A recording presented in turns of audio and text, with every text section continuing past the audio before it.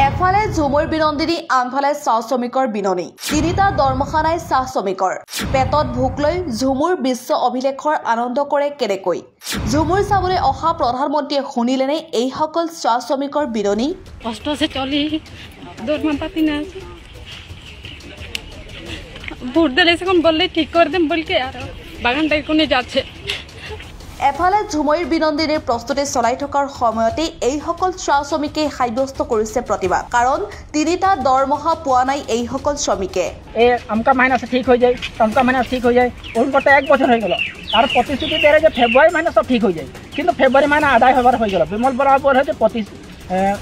ফেব্রুয়ারি মাইনাসে মই প্রতিশ্রুতি দিয়ে চাহ শ্রমিকে ফেব্রুয়ারি মাইনাসে বাগানকে সমস্যা সমাধান নিয়ে মানে অনিল কুমারের সমস্যা সমাধান হয়ে এন্ড্ৰু উইল কোম্পানীৰ চাহ বাগিচাসমূহত 2 বছৰ ধৰি দৰমহা অনিয়মীয়া হৈ থকাৰ লগতে বৰ্তমান তিনিটা দৰমহা নোপোৱাত জুৰুলা হৈ পৰিছে চাহ বাগানত কৰ্মৰত শ্ৰমিকসকল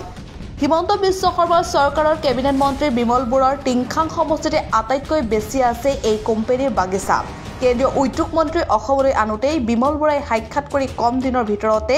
চাহ শ্ৰমিকৰ সমস্যা অন্ত পৰিব বুলি প্ৰতিশ্ৰুতি দিছিল কিন্তু আজি পৰ্যন্ত নিয়মীয়া নহল চাহ শ্ৰমিকৰ দৰমহা প্ৰধানমন্ত্ৰীয়ে অসমলৈ আহি ঝুমুৰ নৃত্য উপভোগ কৰিলে ঠিকেই কিন্তু প্ৰতিশ্ৰুতি অনুসৰি চাহ শ্ৰমিকৰ দৈনিক মজুৰি বৃদ্ধি নকৰিলে